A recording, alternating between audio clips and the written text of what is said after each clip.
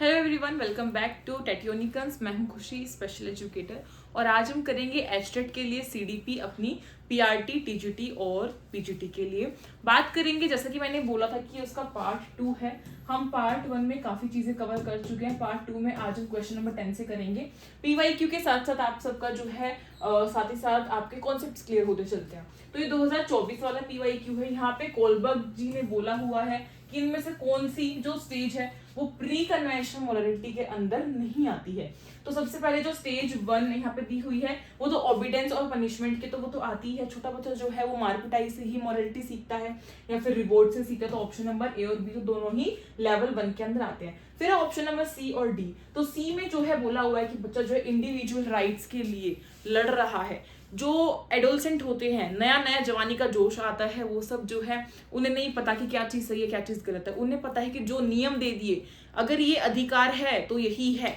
अगर किसी ने चोरी कर ली और वो भूखा था और उसने चोरी कर ली और वो खाना खा लिया उसने, तो एडोलसेंट के लिए क्या होता है, कन्वेंशनल स्टेज में क्या होता है कि ये उसने गलत किया। लेकिन वहीं अगर आप एक किसी अडल्ट से पूछेंगे कि वो बेचारा भूखा था और उसने चोरी करके खाना खा लिया अपना पेट भरने के लिए, तो वो उसे गलत नहीं बताएंगे, वो समझेंगे उसकी सिचुएशन को। लेकिन यहाँ पे कन्वेंशनल स्टेज में बच्चा नहीं समझता है। साथ ही इसमें गुड इंटरपर्सनल रिलेशनशिप होता है, इंटरपर्सनल होता है एक दूसरे के साथ, ठीक है, इंट्रापर्सनल होता है खुद के साथ। तो यहाँ पे जो है अंतरवैयक्तिक संबंध जो है वो कौन सा होता है कन्वेंशनल स्टेज में, तो ऑप्शन नंबर सी और डी ही करेक्ट हो जाएगा। नेक्स्ट क्वेश्चन है असेसमेंट को लेकर। क्या बोला हुआ है असेसमेंट को लेकर? बोला हुआ है assessment of learning is also known as assessment of learning. सबसे पहले बात करते हैं कि असेसमेंट क्या होता है। असेसमेंट होता है बच्चे की जो भी चीजें हमने पढ़ाया है, हमें देखना कि कहाँ पे बच्चा जो है लैग कर रहा है, कहाँ पे उसे दिक्कत आ रही है, क्या चीज उसे अच्छे से आ गई है। ये चीज हम कैसे कर पाएंगे? ये चीज हम कर पाएंगे उसको उसका मूल्यांकन करके, उसका असेसमेंट करके। तो यहाँ पे बोला हुआ है सीखने का असेसमेंट, सीखने का मूल्यांकन, ठीक है, असेसमेंट ऑफ लर्निंग। तो ये जो है कौन सा पार्ट होगा? ये होगा समेटिव असेसमेंट। क्यों होगा समेटिव असेसमेंट, अभी बात करेंगे। समेटिव असेसमेंट वो असेसमेंट होता है जिसमें बिल्कुल and SA1 SA2 and term है, यानी कि इसके बाद बच्चा दूसरी क्लास में ही जाएगा, तो ये होता है समेटिव असेसमेंट। अब बात करते हैं असेसमेंट के कितने टाइप्स होते हैं। तो असेसमेंट जो है ये आपका 3 तरीके से होता है। असेसमेंट एज लर्निंग, यानी कि असेसमेंट लर्निंग के साथ सीखने के साथ मूल्यांकन जब होता है तो बच्चा खुद से भी कर सकता है, सेल्फ, ठीक है, स्वयं भी कर सकता है। पीयर्स यानी कि अपने भाई बंधुओं फ्रेंड्स के साथ भी करवा सकता है। और ड्यूरिंग टीचिंग लर्निंग प्रोसेस, यानी कि जो टीचिंग लर्निंग प्रोसेस यानी कि अभी जो क्लासेस चल रही हैं उसके बीच में जो असेसमेंट हो रहा है वो होता है असेसमेंट एज लर्निंग, ठीक है, असेसमेंट एज लर्निंग। उसके बाद है assessment for learning. For learning है असेसमेंट के लिए लर्निंग, यानी कि सीखने के लिए मूल्यांकन। अब मूल्यांकन जो है सीखने के लिए क्यों करेंगे? हमें कहीं ना कहीं फीडबैक चाहिए, तभी तो हम और सीख पाएंगे। तो इसके लिए यहाँ पे फीडबैक मिलता है हमें, टीचर स्टूडेंट दोनों करते हैं, ठीक है। और ये जो है ये आपका ऑलमोस्ट असेसमेंट फॉर लर्निंग जो फॉर्मेटिव असेसमेंट भी हो गया, क्योंकि फॉर्मेटिव असेसमेंट हमने तो फॉर्मेटिव असेसमेंट पढ़ रखा है कि वो भाई किसके लिए होता है। फॉर्मेटिव असेसमेंट होता है हमारा FA, जिसमें UT वगैरह होते हैं। उसके बाद टीचर बताती है कि बेटा आप कहाँ पे 0 अंडा और कहाँ पे आप हीरो हो। ये चीज जो है टीचर बताती है फॉर्मेटिव असेसमेंट के बाद, और उसमें सुधार करती है टीचर अपनी स्ट्रेटेजीज में भी और स्टूडेंट की लर्निंग में भी। लेकिन अभी बात हो रही है असेसमेंट ऑफ लर्निंग, यानी कि असेसमेंट ऑफ का मतलब है का, ऑफ मतलब बंद, बिल्कुल खत्म हो जाएगा, इसके बाद असेसमेंट करना ही बंद कर देंगे। तो ये होता है समेटिव असेसमेंट, जिसमें एंड होता है। एंड कैसे होता है? क्लास का एंड हो जाएगा, मतलब कि अभी बच्चा अगर 5th क्लास में है तो बच्चे का, अगर मैं समेटिव असेसमेंट SA1 या SA2 के एग्जाम ले रही हूँ तो उसके बाद बच्चा 6th क्लास में ही जाएगा, ठीक है। इसके बाद जजमेंट हम पास करते हैं कि बच्चा जो है वो प्रमोट किया जा रहा है या नहीं किया जाएगा, या फिर उसे रिपीट करनी पड़ रही है क्लास। पेपर पेन टेस्ट होता है ये, ठीक है। उसके बाद है नेक्स्ट क्वेश्चन आप सबकी स्क्रीन पर ये रहा, विच of the following is not an appropriate teaching learning strategy. इनमें से कौन सी टीचिंग लर्निंग स्ट्रेटेजी जो है वो एप्रोप्रिएट नहीं है? नो बोला हुआ है, ठीक है। निम्नलिखित में से कौन सी एक उपयुक्त शिक्षण अधिगम विचरना नहीं है? तो कौन सी नहीं है? आपको पता होना चाहिए कि रट्टाफिकेशन, रट्टू तोता बच्चे को हमें नहीं बनाना है, हमें उसे जो है जॉयफुल तरीके से मल्टी सेंसरी टीचिंग अप्रोच करके, यानी कि बच्चा अपने हर सेंस का यूज कर सके। बच्चा जो है आंखों का भी यूज करे, कानों का भी यूज करे, हाथों का भी यूज करे, ठीक है, टच करके भी सीखे चीजों को, मिट्टी को टच करके उसे पता चले टेक्सचर कैसा है, तो ये सारी चीजों की मल्टी सेंसरी में कोऑपरेटिव लर्निंग करे बच्चा। ये सारी चीजें जो है ये तो अच्छी चीज है, लेकिन ये इन्होंने पूछा कि कौन सी चीज जो है खराब है, तो मैं बतानी है वो है रोड लर्निंग। बच्चे को रट्टाफिकेशन नहीं कराना है, ठीक है, रटना हमें नहीं सिखाना है बच्चे को, तो ऑप्शन नंबर आपका 3 यानी कि सी करेक्ट हो जाएगा। नेक्स्ट है which of the following is not a positive factor affecting the process of socialization of children, यानी कि इनमें से कौन सा जो है एक पॉजिटिव फैक्टर नहीं है, किसका? सोशलाइजेशन ऑफ चिल्ड्रन, चिल्ड्रन का सोशलाइजेशन कराने का एक सही वो नहीं है। तो कौन सा नहीं है? आपको पता होना चाहिए कि एक एप्रोप्रिएट लैंग्वेज जो है वो बच्चे को आनी चाहिए, भाषा के बिना तो हम अपनी बातचीत कर ही नहीं सकते, ठीक है। डेमोक्रेटिक इन्वायरमेंट होना चाहिए, लोकतांत्रिक वातावरण होना चाहिए बच्चे के पास, उसका जो सोशल एटीट्यूड है वो भी अच्छा डेवलप होना चाहिए। तो इसलिए यहाँ पे जो सामाजिक वंचन है, यानी कि समाज से उसे दूर करा जा रहा है, तो ये एक अच्छा इम्पैक्ट नहीं डालता, इसलिए ऑप्शन नंबर आपका 2 जो है वही करेक्ट हो जाएगा। नेक्स्ट बात करते हैं क्वेश्चन नंबर 14 की। आप सबकी स्क्रीन पर ये रहा, जल्दी से लाइक कर दीजिए, शेयर कर दीजिए और सब्सक्राइब कर दीजिए टेटियोनिकन्स को। टेलीग्राम ग्रुप की लिंक डिस्क्रिप्शन बॉक्स में है। क्वेश्चन नंबर 14 को देखते हैं। Which form of cognition is the feeling received from senses, यानी कि कौन सी फॉर्म है जो कि हमें बताती है कि वो सेंसेस के थ्रू रिसीव कर रहा है किसी भी इंफॉर्मेशन को। जब हम कुछ चीज रिसीव कर रहे हैं अपने सेंसेस के थ्रू तो उसे सेंसिएशन कहते हैं। ऑप्शन नंबर आपका जो संवेदना ए है यानी कि 1 वो करेक्ट है, सेंसिएशन। यानी कि कुछ भी चीज, कुछ जो रो मटेरियल, कुछ रो थिंकिंग है या कुछ भी चीज है जिसे हम रिसीव कर रहे हैं वो सेंसिएशन है, सेंसेस के थ्रू करा जा रहा है।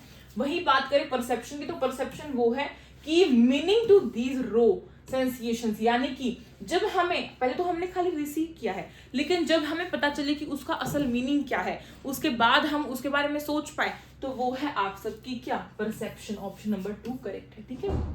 नेक्स्ट चलते हैं क्वेश्चन नंबर 15। आप सबकी स्क्रीन पर ये रहा। Learning by doing is the key principle of which type of education. Learning by doing यानी कि बच्चा जो है करके सीखेगा, खुद से सीखेगा, करके खुद से करके सीखना जो है किसका प्रिंसिपल है, तो आपको पता होना चाहिए कि ये प्रोग्रेसिव एजुकेशन का प्रिंसिपल है। प्रोग्रेसिव नाम से ही पता चल रहा है, प्रगतिशील शिक्षा, यानी कि जिसमें बच्चे का जो प्रोग्रेस है, बच्चे की प्रोग्रेस हो। और बच्चे की प्रोग्रेस किसमें होगी, जब वो खुद भी कुछ चीज करके सीखेगा। ऐसा नहीं कि खाली मैंने लेक्चर दे दिया, बच्चा सुन के चला गया और उसे आ गया, ऐसा नहीं है।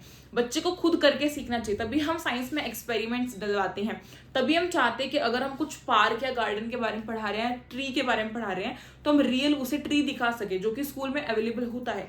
लेकिन टीचर्स क्या करते हैं, क्लास में बैठे रहते हैं, पढ़ा के चले जाते हैं, बच्चा बोर होकर सुन लेता है, नींद आ रही होती है, सोता है, बस यही। तो ऐसे नहीं करना है, हमें थोड़ा सा चेंज लाना है। हमें क्या चेंज लाना है, हमें बच्चे को लर्निंग बाय डूइंग देनी है, खुद उसको करके देखे वो, तब उसे सीखे। उसके बाद नेक्स्ट क्वेश्चन, क्वेश्चन नंबर 16 है। सोशियो कल्चर डेवलपमेंट थ्योरी ये किसने दी थी, वो प्रोपाउंडेड बाय वूम, यानी कि किसने दी थी, तो सोशियो कल्चर थ्योरी ये सामाजिक सांस्कृतिक विकास का जो सिद्धांत है वो किस मनोवैज्ञानिक ने दिया था, तो आपको पता होगा सोशियो कल्चर थ्योरी हमारी वाइगोत्स्की साहब ने दी थी। ऑप्शन नंबर 4 आपका करेक्ट है, वाइगोत्स्की ने दी थी। तो इसके अंदर क्या था, इसके अंदर इन्होंने बात की थी जेडपीडी की। इसके अंदर किसकी बात की थी, जेडपीडी की, जिसमें कि एक जोन होता है, ठीक है, इस जोन से ऊपर या नीचे की बात की थी।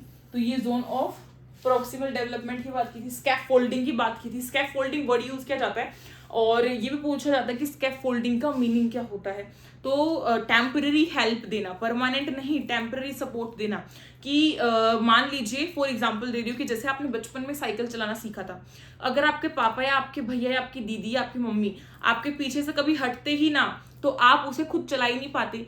आपने देखा होगा कि पहले तो वो आपको हाथ पकड़वा के चलाते हैं, फिर हल्का हल्का कि हाँ हमने पीछे पकड़ा हुआ है, और एक दिन ऐसा आता है कि वो छोड़ देते और बताते भी नहीं है कि आपके पीछे कोई नहीं और आप चला लेते हो, क्योंकि वहां पे फिर आपके अंदर एक मोटिवेशन आता है, कॉन्फिडेंस आता है कि आप कर सकते हो, है ना। तो ये होती है स्कैफोल्डिंग, ये भी वाइगोत्स्की जी ने ही बोला था। नेक्स्ट है which concept is not discussed by Piaget in his cognitive development theory, यानी कि कौन सा जो कॉन्सेप्ट है वो पियाजे जी ने अपने कॉग्निटिव डेवलपमेंट की थ्योरी में नहीं दिया। तो इन्होंने एसिमिलेशन की, एकोमोडेशन की और इक्विलिब्रियम की बात की है। एसिमिलेशन का मतलब क्या होता है? मतलब है कि पहले बात करेंगे स्कीमा की। स्कीमा का मतलब होता है जैसे कि मान लो एक छोटा बच्चा है 2 साल का, उसे नहीं पता है कि गाय क्या होती है, ठीक है, काऊ क्या होती है, फिर काऊ नहीं, उसे नहीं पता बर्ड क्या होता है, ठीक है। तो एक दिन स्काई में एक बर्ड जो है वो उड़ रहा था, ठीक है, एक पक्षी उड़ रहा था। उसने अपनी मम्मी से पूछा, वाओ मम्मा ये क्या है, ये फ्लाई कर रहा है, ये उड़ रहा है। तो बच्चे को पता चला, उसकी मम्मी ने बोला कि बेटा ये तो बर्ड है, ये उड़ता है, इसका मतलब ये बर्ड है। तो बच्चे ने अपने माइंड में स्कीमा बना लिया कि जो भी चीज उड़ती है वो क्या है, वो बर्ड है, ठीक है। फिर कुछ टाइम बाद क्या होता है, तो ये उसके अंदर स्कीमा बन गया। स्कीमा का मतलब होता है कि जो चीज हमें नहीं पता थी हमने जानी, तो हमने अपने माइंड में उसे बिठा लिया, तो वो हमारा स्कीमा हो गया, ठीक है। अब बात करते हैं, उसको पता चल गया कि बर्ड है। अब बात करते हैं कुछ दिनों बाद, 1 हफ्ते बाद क्या हुआ, उसे आसमान में एक हेलीकॉप्टर उड़ता हुआ दिखा, ठीक है, एक चॉपर हेलीकॉप्टर उड़ता हुआ दिखा। उसने बोला वाह मम्मा देखो बर्ड जा रहा है, लेकिन फिर उसकी मम्मी ने बोला नहीं ये बर्ड नहीं है। तो उसका एकदम से ऐसे हुआ कि क्या ये बर्ड नहीं है, तो फिर ये कौन है? तो फिर उसको पता चला कि वो तो एक हेलीकॉप्टर है, ठीक है। तो इसका मतलब उस बच्चे ने फिर सोचा कि अच्छा सारी उड़ने वाली चीजें बर्ड्स नहीं होती, कुछ जो चीजें वो हेलीकॉप्टर भी होती है। तो वहां पे उसने अपने स्कीमा में कुछ नई चीजें ऐड करी, ठीक है, ऐड करी, ठीक है, प्लस किया, तो वो है एसिमिलेशन। वो है एसिमिलेशन, कुछ चीज अपने स्कीमा में, प्रीवियस स्कीमा में ऐड करना। फिर उसके बाद आता है थर्ड, एकोमोडेशन। 2-3 हफ्ते बीत गए, उसके बाद जो है उसने देखा काइट भी उड़ रही है। तो फिर उसने कहा अरे ये तो एरोप्लेन है या फिर हेलीकॉप्टर, उसने ऐसे बोल दिया। तो फिर उसकी मम्मी ने बताया कि नहीं ये तो काइट है, ये भी आसमान में फ्लाई करती है, हम इसे उड़ाते हैं। फिर उसने जो है अपनी जो स्कीमा था, जो भी चीजें उसने ऐड वगैरह की हुई थी, उसने उसमें बदलाव किया, मॉडिफिकेशन किया, चेंज किया। एकोमोडेशन उसे बोला जाता है जिसमें हम कुछ चीज चेंज करते हैं। फिर उसने चेंज किया कि सारी उड़ने वाली चीजें, बर्ड्स, हेलीकॉप्टर, ये सब नहीं होती हैं, अलग अलग टाइप की होती हैं। तो ये मॉडिफिकेशन हो गया, ठीक है। यहां से मतलब जो चीज बच्चे के दिमाग में थी, जो चीज बच्चे के ब्रेन में थी, अब वो चीज सोसाइटी, वो चीज एक्चुअल में, रियल में भी वैसी ही है, तो वो हो गया इक्विलिब्रियम। तो इन तीनों शब्दों की पियाजे जी ने बात की थी, और हमसे पूछा गया था कि कौन सा वर्ड पियाजे ने अपनी थ्योरी में यूज नहीं किया, तो वो था सेग्रीगेशन। सेग्रीगेशन मतलब कि पृथकीकरण, यानी कि दूर कर देना, अलगाव कर देना, ठीक है, सेपरेट कर देना। क्वेश्चन नंबर 18 की बात करते हैं। विच of the following statement is not correct regarding individual differences. Individual difference जो होते हैं, यानी कि हर बच्चा अलग है, एक प्रिंसिपल भी होता है हमारा इंडिविजुअल डिफरेंस का, कि हर बच्चा यूनिक है, हर बच्चा अलग है, हर बच्चे की सीखने की अपनी अलग एबिलिटी है, ठीक है, समझने की अलग एबिलिटी है। तो उनमें से ये कौन सा करेक्ट नहीं है वो पूछा है। Individual difference exist in cognitive domain, cognitive domain में भी एग्जिस्ट करता है। Individual differences are not found in the psychomotor domain. ऐसा नहीं है भाई, हर डोमेन में, हमारे जितने भी डोमेन्स हैं उन सब में इंडिविजुअल डिफरेंस तो रहेगा ना, हर बच्चा अलग तरीके से सोचेगा, अलग तरीके से काम करेगा। तो इसीलिए ऑप्शन नंबर आपका 2 यहाँ से करेक्ट हो जाएगा, ठीक है। इसमें ऐसा कुछ नहीं था बताने वाला, तो इसीलिए नेक्स्ट क्वेश्चन पे चलते हैं। नेक्स्ट क्वेश्चन है question number 19, which way of providing learning experience to students is not appropriate. कौन सा लर्निंग जो एक्सपीरियंस है बच्चों को देना वो एप्रोप्रिएट नहीं है। तो देखो हमेशा बात होती है मल्टी सेंसरी की, मल्टी सेंसरी। मल्टी का मतलब होता है बहु, यानी कि बहुत सारे, और सेंसरी का मतलब होता है संवेदी, संवेद या संवेदनशील व्हाटएवर, ठीक है। तो मल्टी सेंसेस का मतलब है बच्चा अपने हर सेंस का यूज करके चीजों को सीखे। लेकिन यहाँ पे बोला हुआ है, एक पॉइंट में दिया हुआ है कि पहले तो दिया हुआ है कि वो अपनी पुरानी प्रीवियस नॉलेज को रिलेट करके नॉलेज को सीखे, तो बिल्कुल सही है। सेकेंड दिया हुआ है एम्फेसिंग द यूज ऑफ यूनिसेंसरी, यानी कि जो यूनिसेंसरी, यूनि का मतलब होता है वन, अगर नहीं समझ में आए तो हिंदी में पढ़ सकते हो, एक संवेदी में सीखने पर बल देना, नहीं ये सही नहीं है। तो इसलिए ऑप्शन नंबर 2 ही आपका करेक्ट हो जाएगा। थर्ड भी देख लेते हैं, को relating one subject to another subject, बिल्कुल सही बोला हुआ है कि हमें रिलेट करना है, एक सब्जेक्ट को दूसरे सब्जेक्ट से रिलेट करते हुए ही पढ़ाना है सॉरी। एनकरेजिंग फीडबैक, और हमें साथ साथ फीडबैक भी देने हैं बच्चे को पता होना चाहिए ना कि कहाँ पे वो अच्छा कर रहा है, कहाँ पे उससे मिस्टेक हो रही है, तो ये सारी चीजें फीडबैक के थ्रू आती है, तो इसलिए ये वाला हो गया। नेक्स्ट क्वेश्चन है क्वेश्चन नंबर 20 और होने वाला है हमारे complete 30 questions. Which of the following correctly define inclusive education, इनमें से कौन सा इंक्लूसिव एजुकेशन को डिफाइन कर रहा है? इंक्लूसिव एजुकेशन यानी कि समावेशी शिक्षा वो शिक्षा होती है जिसमें हर बच्चा समान है। समान मतलब हर बच्चा समान है, हर बच्चा इक्वल है और एक ही छत के नीचे बैठ के पढ़ रहा है। चाहे जो बच्चा डिसेबल हो, चाहे बच्चा नॉर्मल चाइल्ड हो, दोनों ही बच्चे जब एक ही क्लास के नीचे, एक ही छत के नीचे बैठकर पढ़ रहे हैं तो वो कौन होते हैं? वो होते हैं समावेशी स्कूल्स। ठीक है, इंक्लूसिव एजुकेशन। तो ऑप्शन नंबर आपका 4 करेक्ट है। This is for all children. Okay, इसमें ऐसा नहीं है कि मतलब बैकवर्ड चिल्ड्रन के लिए अलग क्लास है या डिसेबल चिल्ड्रन के लिए अलग क्लास है, ऐसा कुछ नहीं होगा। ये ऑल, हर किसी के लिए है। What path does child's development, यानी कि बच्चे का डेवलपमेंट कैसे होता है? क्या बच्चे का डेवलपमेंट सर्कुलर होता है, क्या स्ट्रेट होता है, क्या लीनियर होता है या फिर स्पाइरल? तो आपको पता होना चाहिए कि स्पाइरल होता है। हमेशा बच्चे का डेवलपमेंट ऐसे ऐसे ऐसे ऐसे ऐसे करके होता ही रहता है। मतलब स्पाइरल का मतलब ये है कि जैसे मान लीजिए फिजिकल डेवलपमेंट, ठीक है, कॉग्निटिव डेवलपमेंट और सोशियो इमोशनल डेवलपमेंट, 3 तरीके के डेवलपमेंट को लेकर चलते हैं। कई बार होता है कि बच्चे का फिजिकल डेवलपमेंट बहुत ऊपर है, कॉग्निटिव थोड़ा कम है, ठीक है, सोशियो इमोशनल भी कम है। फिर है कि फिजिकल जो वो नीचे हो गया, इसका जो ग्राफ वो ऊपर चला गया, इसका ग्राफ ऊपर चला गया। मतलब ऊपर नीचे चलता रहता है लेकिन हमेशा साथ में ही चलेगा। फिजिकल, कॉग्निटिव, सोशियो इमोशनल, ये तीनों साथ में ही चलेंगे। ऊपर नीचे हो सकता है, इनकी स्पीड में कमी हो सकती है, लेकिन ये तीनों डोमेन्स एक साथ ही चलते हैं।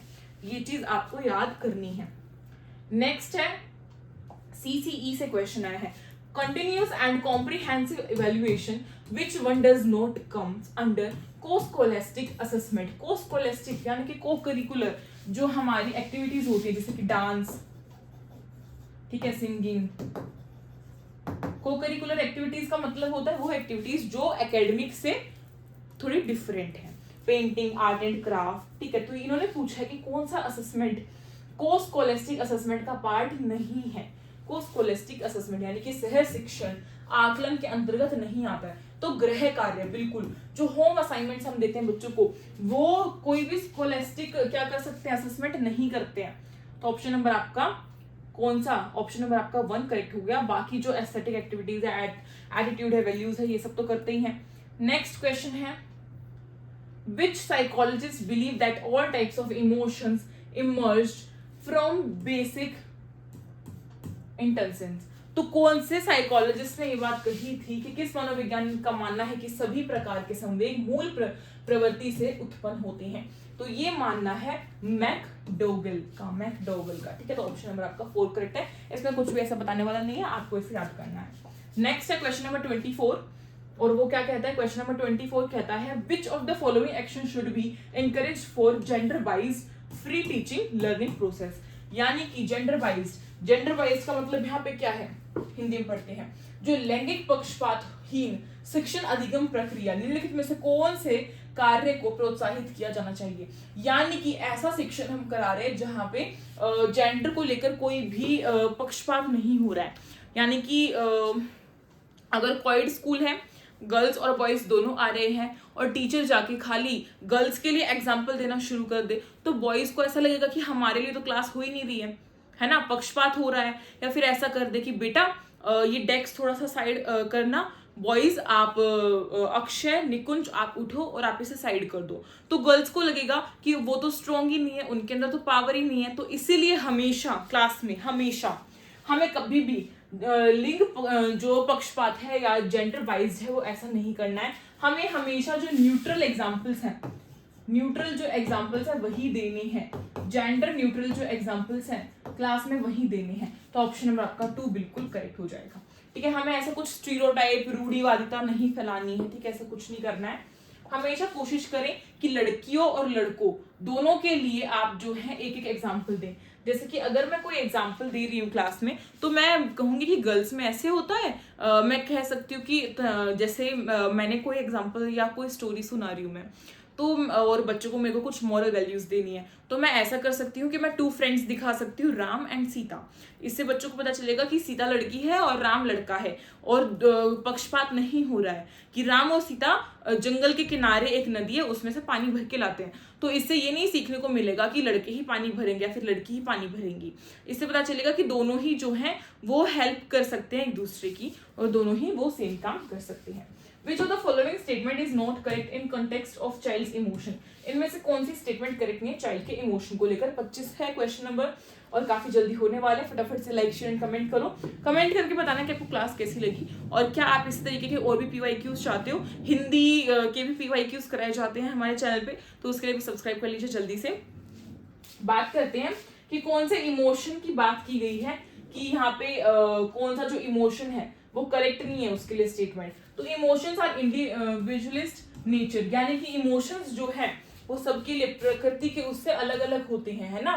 तो ये बिल्कुल सही बात है। फिर यह संवेग में विस्थापन का गुण नहीं होता है, ये बात बिल्कुल इनकरेक्ट है, इसीलिए करेक्ट हो जाएगी क्योंकि क्वेश्चन में यही पूछा हुआ था।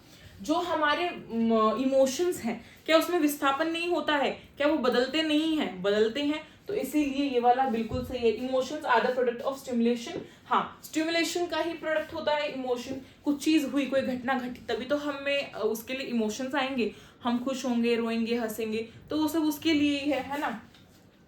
उसके बाद नेक्स्ट है क्वेश्चन नंबर 26, क्या बोल रहा है? Which psychologist introduced the concept of inner speech? कौन सा साइकोलॉजिस्ट ने की थी इनर स्पीच, यानी कि मनी मन हमें बातें करनी है, मनी मन हमें बातें करनी है, इससे को बोला जाता है आंतरिक संभाषण। तो ये किसने, मतलब हम बोल नहीं रहे हैं, जैसे कि मैं कहीं किसी भी फैमिली फंक्शन में गई, वहां पे मेरे से कुछ सवाल किए जा रहे हैं, तो मेरे मन में क्या आता है, अरे ये मेरे से थोड़ा मतलब इस तरीके से नहीं पूछ रही है, तो ये चीज मैं बाहर नहीं बोलती हूँ, अंदर ही अंदर बात कर रही हूँ मैं खुद से। वो होती है इनर स्पीच, बहुत जरूरी होती है। वो दी थी वाइगॉट्स्की ने, तो ऑप्शन नंबर आपका 2 करेक्ट है। नेक्स्ट क्वेश्चन है which of the following is not an example of developmental changes under disappearance of old features, यानी कि इनमें से कौन सा जो है आपको ये बताना है कि वो जो है समय के साथ बदलते चले जाते हैं। कुछ ऐसे पुराने लक्षण होते हैं जो समय के साथ लुप्त होते चले जाते हैं, विकासात्मक होते हैं, तो उनमें से कौन सा उदाहरण नहीं है। सबसे पहले देखो कि जो थैमस ग्लैंड है वो तो वही है, हर किसी में चेंज होती है वो, है ना। और बच्चे के जो बाल है कभी बढ़ते हैं कभी छोटे होते हैं, तो वो भी चेंज होता है, वो भी चेंजेस हैं। दांत टेम्परेट आते हैं ना, जिसे हम दूध के दांत बोलते हैं, टूट जाता है तो हम उसे कहीं छत पे या कहीं गोबर वगैरह में दबाते हैं, कि जिससे क्या होता है, जिससे ये होता है कि नए दांत उग के आएंगे और अच्छे उगेंगे, ऐसा बोला जाता है। किस किस के साथ हुआ था, ठीक है। तो ये सब तो चेंजेस हैं जो कि होते ही हैं, लेकिन एक आपका होता है प्राथमिक लैंगिक विशेषताएं, यानी कि जो आपके प्राइमरी सेक्स कैरेक्टर्स हैं, यानी कि जो सेक्स है, जो लिंग है बच्चे में, लड़का लड़की में जो लिंग है, जो उन्हें अलग लड़का लड़की बनाता है, क्या वो चेंज होता है टाइम के साथ? नहीं होता है ना, तो इसलिए ऑप्शन नंबर आपका 4 करेक्ट है। नेक्स्ट क्वेश्चन है Which of the following factor is not related to Veron's hierarchical intelligence theory? Veron's ने एक इंटेलिजेंस थ्योरी दी थी जिसमें उन्होंने बात की थी मेजर, माइनर और आपके स्पेसिफिक की, पर्सनल की बात नहीं की थी, इसलिए व्यक्तिगत कारक जो है वो आपका करेक्ट हो जाएगा। मेजर के टाइप्स होते हैं VED और KM, आपको पता होगा, और उसके भी फिर टाइप्स हो जाते हैं माइनर फैक्टर और स्पेसिफिक फैक्टर। काफी डिटेल में पढ़ने की जरूरत नहीं है, नॉर्मल आप बस इसे याद कर सकते हैं। उसके बाद विच of the following is only influenced by environment, इनमें से कौन सा जो है वो एनवायरनमेंट के थ्रू ही क्या हुआ है, प्रभावित होता है। तो मानसिक क्षमताएं, इमोशंस, ये सब हो गया, लेकिन आपका जो एनवायरनमेंट के थ्रू, यानी कि खाली जिसपे पर्यावरण का ही प्रभाव पड़ता है, खाली पर्यावरण का, जैविक नहीं पर्यावरण, तो वो होता है आपकी अभिप्रवृत्ति, यानी कि एटीट्यूड। तो ऑप्शन नंबर आपका 3 करेक्ट है। लास्ट है इस क्लास का क्वेश्चन और इस PYQ का, which of the following option is not related to physical change in children, यानी कि इनमें से कौन सा जो है फिजिकल चेंज जो है उससे रिलेटेड नहीं होता है। बच्चे के अंदर कौन सी चीज जो फिजिकल चेंज से रिलेटेड नहीं है, ऑप्शंस में से देख के बताना।